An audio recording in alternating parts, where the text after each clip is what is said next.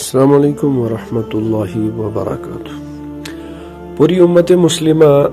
जिन हालात से जूझ रही थी, वही सारे हालात क्या कम थे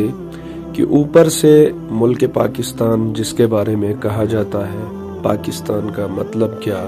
ला इलाहा इल्लल्लाह, उसकी खस्ता हालत को देखकर इस वक्त जो महसूस हो रहा है, शायद आपकी आंखों या नजरों ने कभी ऐसा इससे पहले महसूस न किया होगा। वजह है पाकिस्तान के वजीर आजम इमरान खान की गिरफ्तारी, जिनको इस्लामाबाद हाई कोर्ट से उन्हीं लोगों ने जो उनके मातहत हुआ करते थे, जो उनके कहने पर लब्बैक कहा करते थे, उन्होंने ही व्हील चेयर से घसीट कर और कॉलर से पकड़कर इमरान खान को बेदर्दी से गिरफ्तार किया, और जिसके बदले में पाकिस्तान के इस वक्त बने हुए जो अंधाधुंध हालात हैं, और इस सब के पीछे सबसे बड़ा नुकसान